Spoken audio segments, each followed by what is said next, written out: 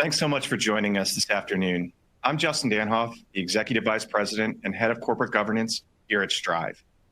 If you missed our postseason voting webinar a few months back, it's available on our website, along with our postseason voting report.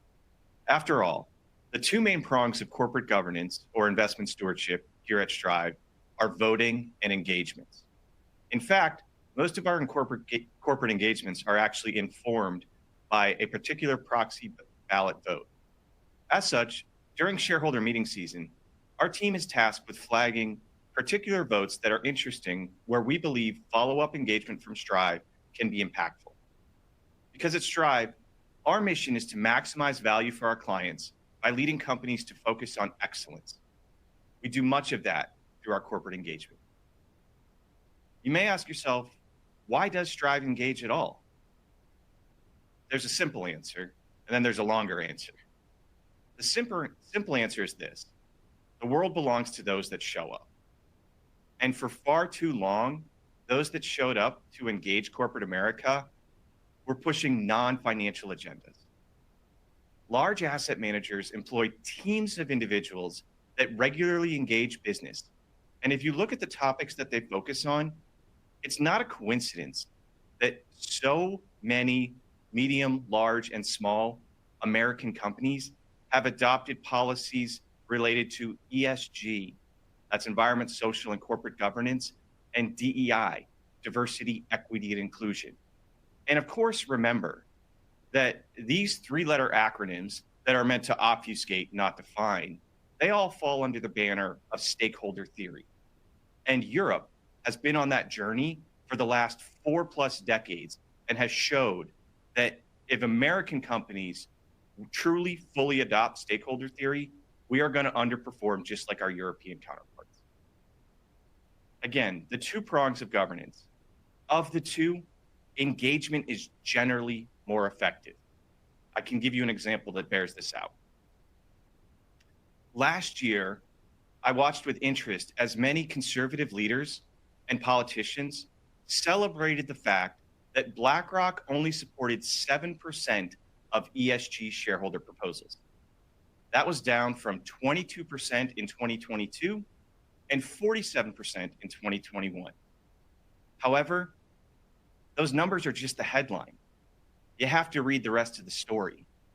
So if you look at the rationale, what BlackRock said about their no votes in 2023, they noted that their vote wasn't necessary since the companies had already adopted the underlying goal of the proposal. So the proposals were redundant. And why did BlackRock say so many companies had adopted these ESG goals? Because of their own corporate engagements. If you add those back in as yes votes, since BlackRock clearly supports the policy, that number balloons closer to 50% support for ESG proposals in 2023. Again, this is the power of mirroring your votes with your engagement. So again, why does Strive engage? We engage to balance the discussion. We stress test companies on their embrace of stakeholders over shareholders. We stress test companies on whether their ESG and DEI strategies are actually accretive to value or if they're extracurricular and harming shareholder value. We aren't adversarial in our engagements. We want our portfolio companies to succeed, but to succeed by focusing on excellence. And in our eyes, success is a commitment to driving long-term shareholder value, which will get America back to shareholder primacy. That's what the capital markets deserve. And that's what saving American capitalism looks like. So what's our philosophy? Why, and when we engage with our portfolio companies? Well, first of all, we engage where we see opportunities to drive positive change in corporate America. While most folks in this space that are on this webinar today probably recognize that the vote on the corporate proxy ballot is rigged because votes can be seen in black and white, in a sense, the corporate engagement space is equally rigged, but it's much more opaque. Let me unpack that a bit. First, the vote. Two firms, Institutional Shareholder Services and Glass Lewis, control 97% of the proxy advisory market. And the big three asset managers, that's BlackRock, State Street, and Vanguard, are the largest shareholders in nearly the entire S&P 500. And there are only about, so that means there's only about 5 folks in the world you need to convince on a specific vote for, say, a board director to put them on or to oust them, to pass a racial equity audit shareholder proposal, or a scope 3 emissions reduction proposal. That's not a democratic election. In fact, Jack Bogle, who invented the index fund, penned an op-ed in the Wall Street Journal a month before he passed away. And he warned, and he was very concerned about the outsized power of his creation. He noted, quote, "If historical trends continue, a handful of giant institutional investors will one day hold voting control of virtually every large US corporation. Public policy cannot ignore this growing dominance and consider its impact on the financial markets, corporate governance, and regulation. These will be major issues in the coming era." And again, remember what I said earlier, the vote is dwarfed by the power of engagement. He was writing just about the vote. Add in the engagement that is mirrored with that vote, and that's where you get so many companies in the S&P 500 and beyond making decisions that seem irrational from a shareholder value standpoint. So why do I say the engagement process is also rigged? Well, when a large asset manager engages with a portfolio company and they're pushing for a specific ESG or DEI policy, they do so representing 100% of their capital. But that's not real. In reality, the AUM invested in BlackRock, State Street, and Vanguard, for instance, is that it's invested specifically, that is, for ESG reasons, it's tiny. So the discussions they have been having over the last decade have been just as manipulated as the proxy vote. And through our conversations this past engagement season with business leaders, it's very clear that many of them know that. It's also very clear to us at Strive that when we talked, a lot of these companies don't actually want to be engaging in the activity under ESG and DEI that they are. So why are they? Well, BlackRock CEO Larry Fink famously said what they are doing in this space is trying to force behaviors in corporate America. It turns out he was right, because it's quite clear, again, a lot of these businesses had experienced just that, behaviors that were forced on them that they don't want to engage in. But take a step back for a second and ask yourself a really, really basic question. If a specific behavior is accretive to long-term shareholder value, why would anybody, Larry Fink or otherwise, need to force a company to do it? Isn't that already their fiduciary duty? They would already engage in the activity that is being forced on them. So this was, again, in many instances, why we're finding this disconnect between ESG policies and what actually drives shareholder value. So what does success look like for Strive in our engagements? Well, success will come when many of the business leaders we talk to say publicly what they're willing to tell us privately. Most folks in the C-suite know that a lot of DEI programs have gone too far.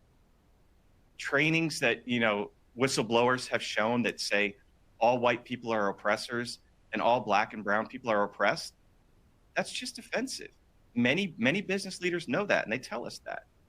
It certainly doesn't drive morale. Again, many companies include non-financial metrics such as ESG and DEI in executive compensation, not because they organically wanted to, but that behavior was forced on them. So let's take a quick look at the engagements that we partook in this year by the numbers. We engaged this year with 36 companies, some of them on more than one topic. We ended up holding 21 meetings with C-suite leaders, and we discussed 18 different topics in those meetings. The two topics of conversation were executive compensation and diversity, equity, and inclusion. What's our process? How do we engage? Well, we start by finding a company on a given topic that we think exemplifies a problem, a non fiduciary action that is harming, not helping shareholder value. And then we write a very public letter on the topic and send it directly to the company. We also engage in media campaigns on these topics to draw more attention to it. This year, for example, the Financial Times wrote about some of our public letters. Wall Street Journal, some of our engagements have been covered by the New York Times. Then what we do is we engage with a bunch of other companies privately on that topic where we have similar concerns. And again, a high percentage of companies that we reached out to agreed to meet with us on the topic. The first topic that I want to talk about is perhaps the most important vote and engagement that Strive does every year, and that is for executive compensation. The late, great Charlie Munger once quipped, "Show me the incentive and I will show you the outcome." And last year, 75.8% of the companies in the S&P 500 tied a portion of their executive compensation to ESG, with a specific rise in DEI-related pay. That's a record high, by the way. We believe this is a distortion causing all kinds of bad management decisions. Why do we believe that? Well, because at the end of the day, everybody is a fiduciary to themselves. If you tell a manager to hire based on race, sexual orientation, and gender rather than merit, are they going to end up hiring the best and brightest? If you tell someone to spend a portion of their time making sure that all of their team members attend demeaning HR trainings rather than hitting their financial targets, what's that manager going to do? And if a manager who has no experience in energy or environment is told they somehow need to figure out how to, on their team, reduce all separate 19 scope 3 categories of carbon emissions, again, what are they going to do? The human nature will tell you, if you put a ball out there and a target, they're going to hit it to that target. They're not going to hire the best person. They're going to waste time trying to figure out how to reduce scope 3 emissions rather than driving value. So who did we write a public letter to on this topic this year? We wrote it to Southwest Airlines. Why is that? Because they're the poster child for what can go wrong when you misincentivize management. So on the 2023 proxy statement, they noted that 20% of the executive incentive plan pay is now tied to what the company calls its major initiatives. And they have three categories under major initiatives. The first is response recovery, the second is network improvements, and the third is ESG, which Southwest self-described as DEI plus sustainability. In the proxy statement, the company admits that it failed on the first two prongs spectacularly. But executives still got a majority of these payouts because they, quote, outperformed on ESG. If you make the assumption that these three categories are weighted equally, they outperformed on ESG by 250%. You'll recall in December 2022, that was the year that the vote in 2023 covers, Southwest grounded flights for 10 consecutive days during the Christmas holiday season. They canceled over 16,700 flights. That's a great way to lower your carbon emissions if you're a airline company, to ground flights for 10 busy travel days. So there's their sustainability. Oh, and add in the fact that they noted in coming years, they're going to buy more sustainable jet fuel. By the way, this can cost up to 8 times what regular jet fuel costs. How does spending more money on jet fuel than you have to help drive shareholder value? I don't quite understand that. And in 2023, Southwest CEO Robert Jordan's compensation hit an all-time high. So we voted against this executive compensation package and sent a letter to the company fully explaining our concerns. As a quick aside, BlackRock, State Street, and Vanguard had no problem with Southwest exec comp. They voted for it. BlackRock sort of has to, considering that in 2022, it listed one of its top priorities in this space as getting companies to integrate ESG into their executive compensation packages. Now, a few years back, I was on a panel on ESG, and the title of the panel, what we were asked to answer was, is ESG evil, stupidity, or grift? The answer to that question is, of course, yes. But this highlights the grift problem, right? If companies underperform on their objective financial metrics in a given year, even if they're laying off folks, well, the C-suite, the named executive officers, they have this subjective metric now that, again, they can outperform by 250% to make sure the named executive officers still get their bonus. This is not good governance.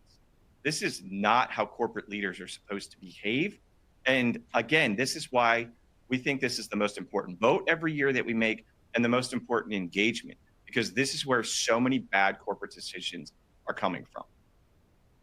So again, after we sent our letter to Southwest, we sent a whole bunch of companies letters that we wanted to talk to them. We heard from quite a few, and we had some interesting learnings coming from those conversations.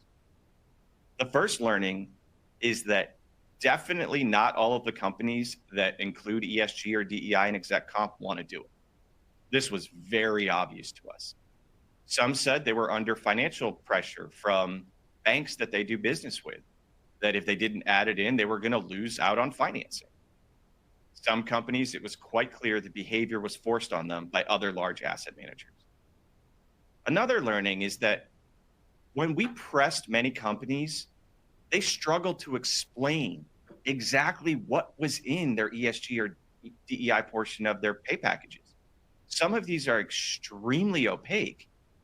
And especially when we ask companies that outperformed their ESG benchmarks, how they did that.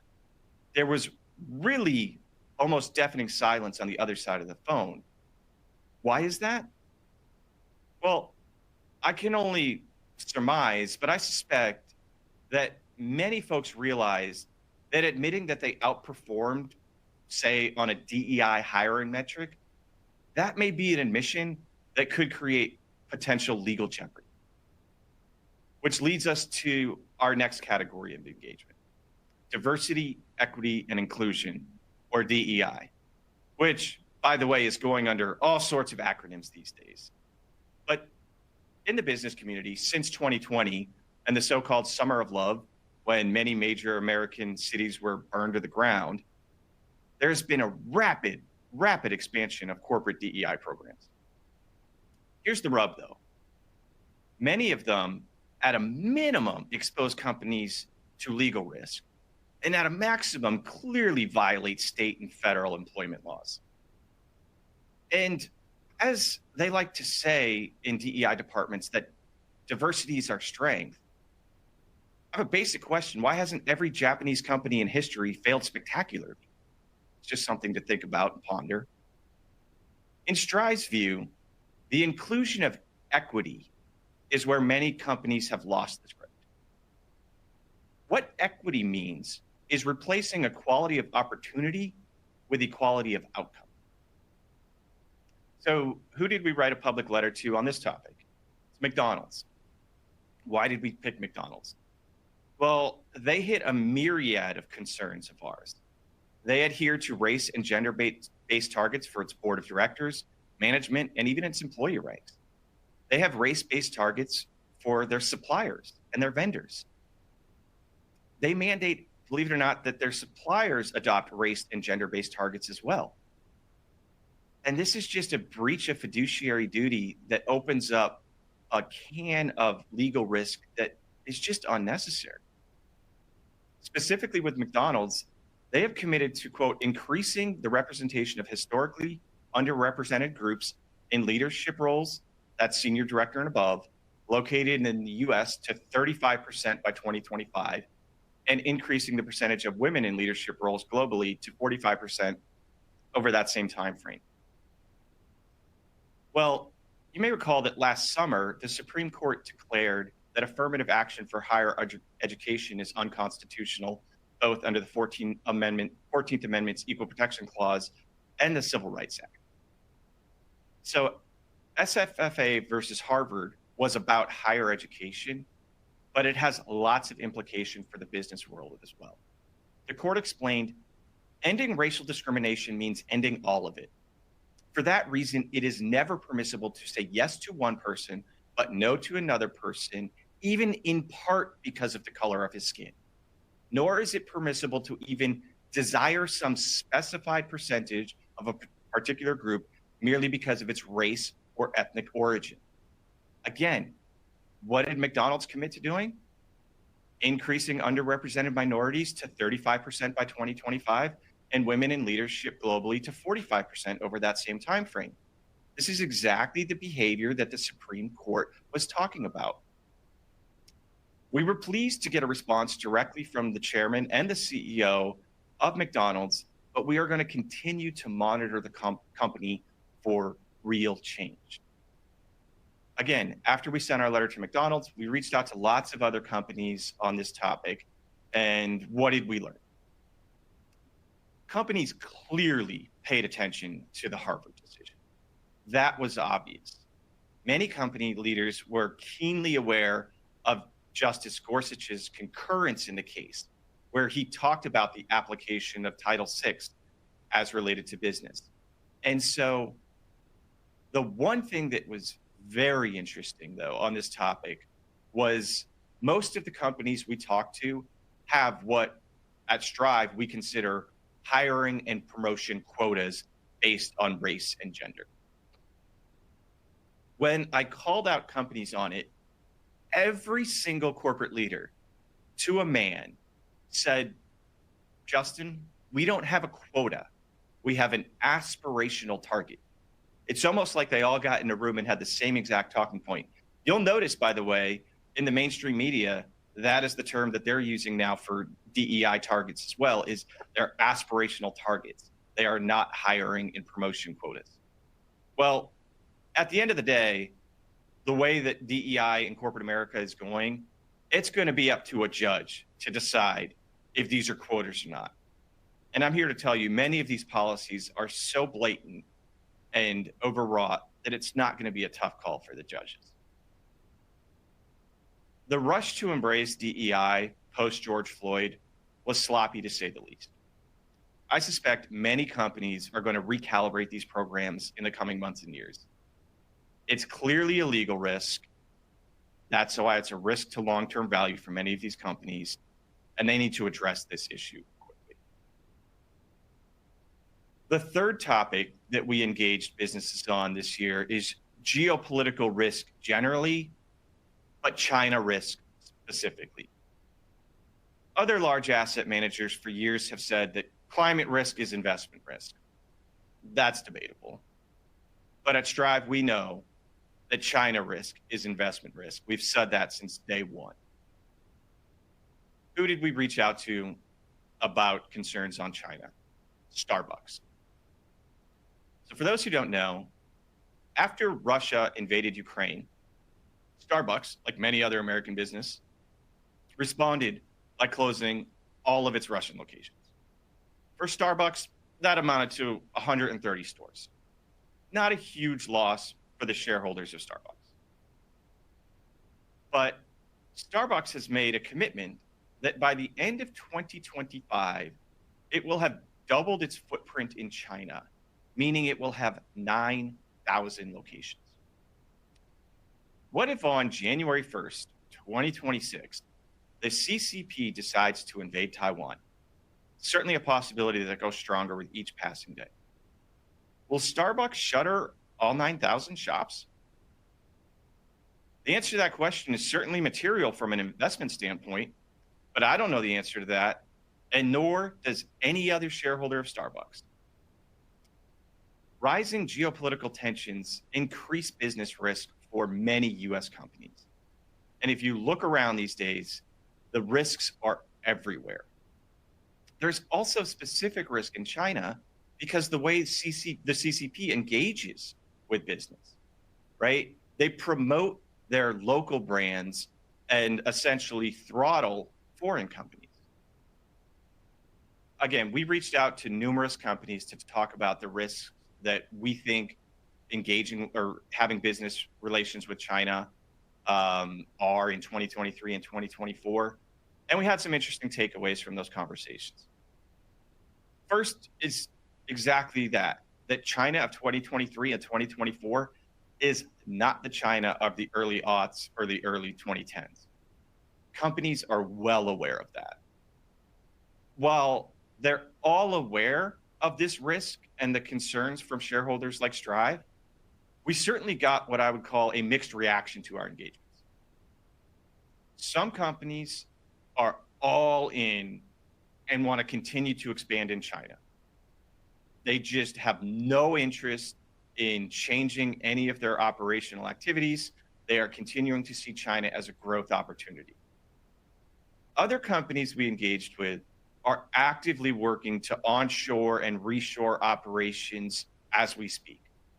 One company even made it very clear that they are not planning to do any more business in China, that the China of today is not the China that they got engaged with over 15 years ago. And they're well aware of that, and it's a risk they're no longer willing to take. As I said, the headlines every single day prove that geopolitical risk for many companies is a growing, not a shrinking concern. And so Strive will continue to engage accordingly. Just a closing thought or two before we turn it over to questions and answers. Courage is a rare thing in corporate America these days. One thing we hope is that through our engagement, some company leaders will feel emboldened to speak out. And again, to say publicly what they are willing to tell us privately. Now, this won't happen overnight, but courage can be contagious. Thank you for joining. And now we'll pause as we curate some questions and answers. All right, we got quite a few coming in, actually. Let's see. This is the first question here. So since nearly every large brand now has an ESG report, DEI report, and robust staffing implementing those policies, how do you decide which companies to engage with?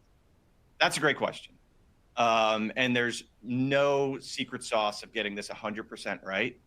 But that's why I have a research team of just great, hardworking, brilliant individuals that have the unenviable task of going deep into those ESG reports and those DEI reports to separate the wheat from the chaff.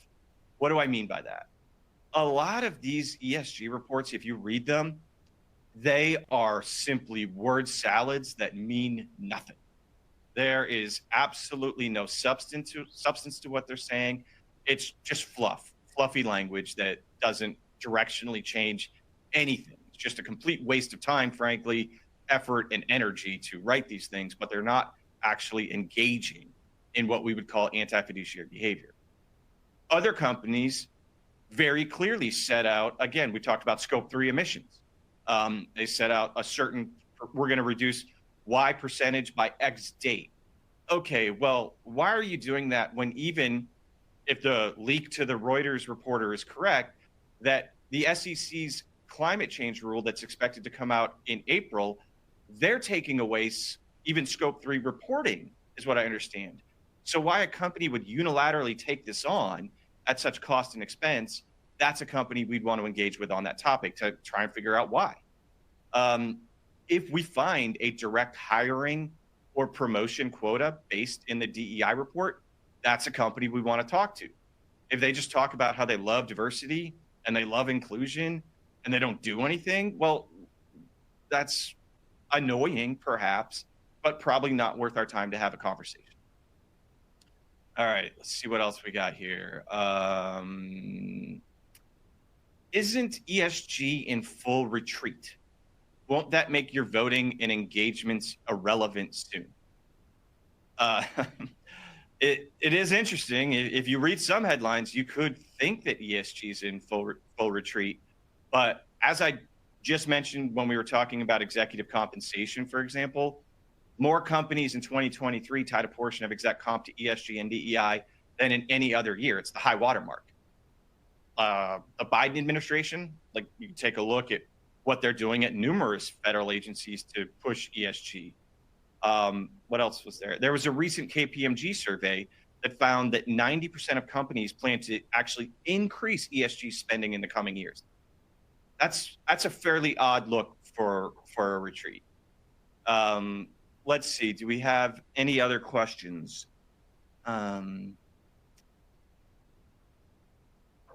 When can we learn about the other companies that you engaged with outside of the public letters that you have?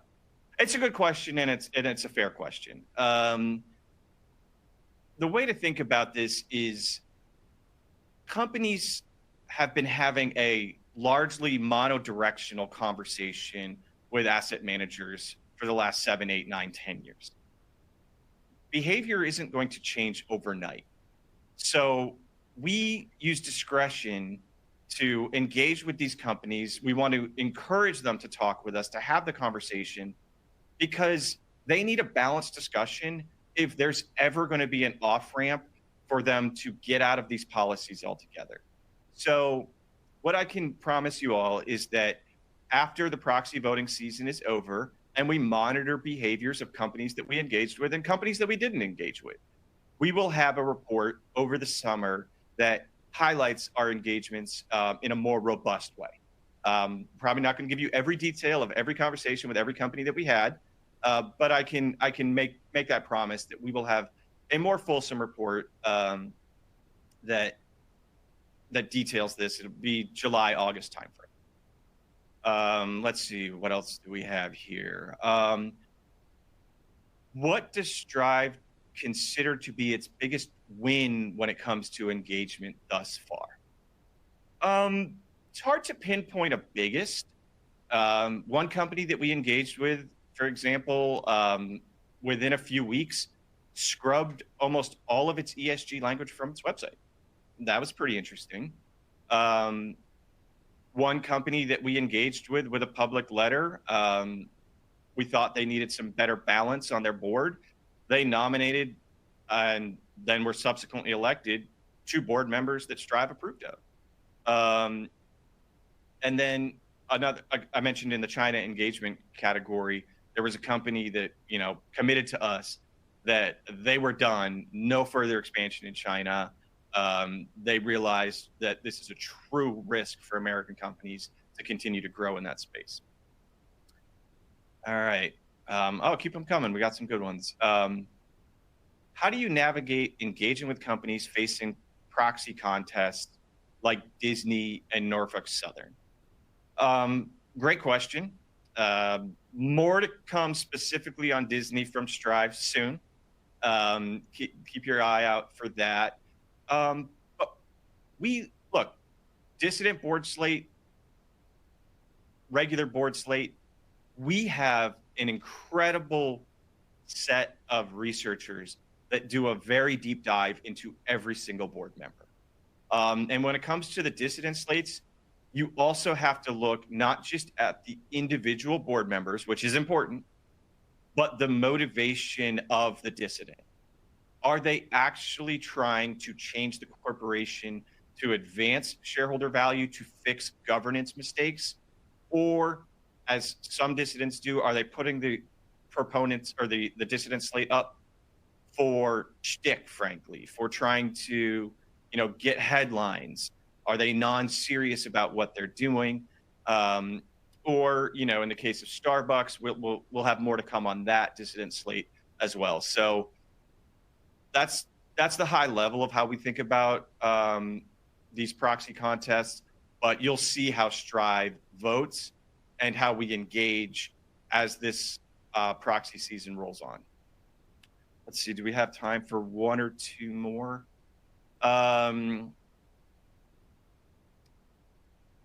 What do you think will be your biggest engagement priority this coming season? That's a great question. I think that we're always going to engage on executive compensation, and we're going to continue this year to look at DEI programs and if they're truly making change post SFFA versus Harvard. Um, Companies can no longer say they're blind to the legal risk of that. They no longer have that excuse. We've put a lot of companies on notice. There are other organizations that have started to put out demand letters and take other legal action in this space. And so corporations continuing to turn a blind eye to that is something that we're going to focus on. And another thing to note, like a lot of diversity programs are built off of false research. A lot of companies, for example, use diversity studies that are put out by McKinsey. Well, if you come to Strive's website, we've debunked all of them. They're actually based on very, very shoddy research that wouldn't pass a Statistics 101 course. So I encourage folks that are interested in learning more about that topic to come read Strive's white paper debunking those studies. All right, we have time for one last question. Have you noticed any other asset managers beginning to follow your lead and stand up to the ESG and DEI mob? Well, let me take that at a higher level, right? Outside of the asset management space. Of course, there are organizations, asset managers, political leaders that are starting to understand the harm that is happening under the banner of ESG and DEI. And so there's messaging on this from state houses to Capitol Hill to nonprofit organizations to law firms that are getting involved in this space. And I think that that's great. But, at Strive, we are looking out not just for the leadership class in America. We're looking out for Americans, everyday Americans whose money is being weaponized against their values. And we want to talk with you, learn with you, and help you understand how ESG and DEI are not only against your personal values, but they're harming the value of things like your retirement accounts. And so that's what I would say. If you want to learn more about what we're doing here, please visit our website. Please reach out to us. And if you have any other questions, please send them. Thanks so much for joining us today.